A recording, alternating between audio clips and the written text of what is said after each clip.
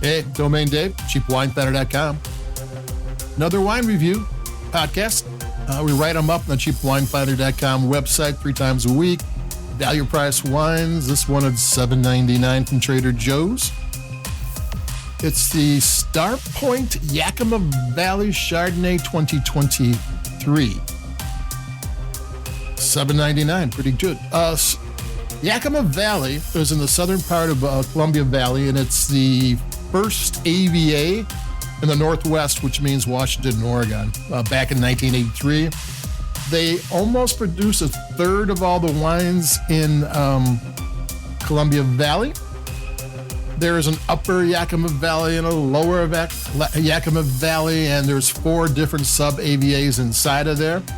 And every time there is a sub-AVA, there's a region inside there that has something unique about it that makes it stand out from the rest. But this is just what's labeled just a Yakima Valley.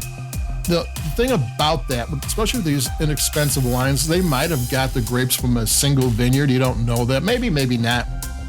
In a sub-AVA, but they don't have to put that on there, and they might not want to put that on there because that vineyard doesn't want to know that their $40 wines has grapes from $8 wine.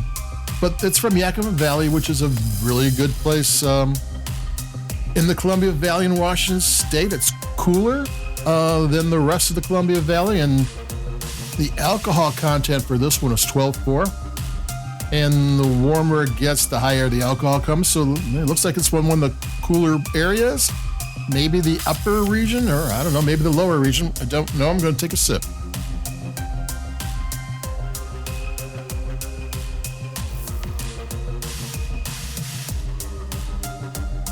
It's an unoaked Chardonnay, but it's kind of still nicely rounded. I prefer my Chardonnays to have a little bit of oak and some malolactic fermentation. This one doesn't have that, and it tastes really good. I mean, this thing for a $7.99 Trader Joe's brand wine can pretty much stand up to any store brand in the $15 range. It's a really good wine. DNA Cellars are the people behind this.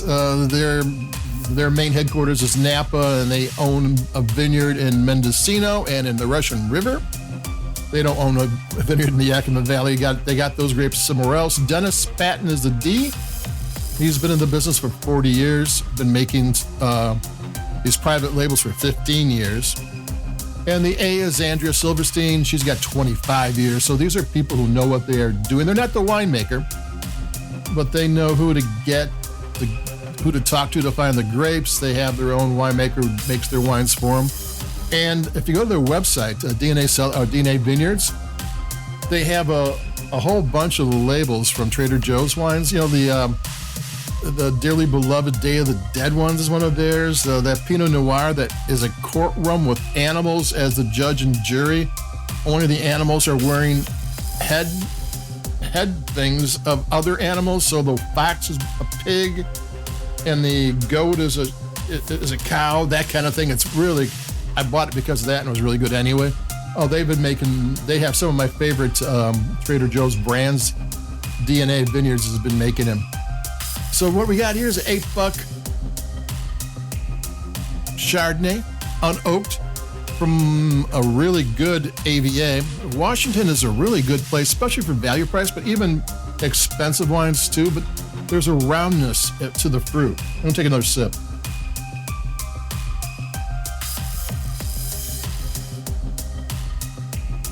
Yeah, this wine didn't need to be oaked or malolactic. There is some tartar flavors in there, some more citrusy things, and the really good acidity, but it doesn't need any help. It doesn't need to be rounded off. This is a tasty Chardonnay, $7.99 from a single AVA. Who knows? It might be even better than a single AVA. Made by people with a ton of experience. There's apple in there. There's lemon. There's peach and pear. There's a dried pineapple. There's nectarine. Yeah, it's good. I mean, sometimes unoaked Chardonnays can get a little sharp for me. Not this one. This one's just got good flavor, and that's all there is to it. So there you go.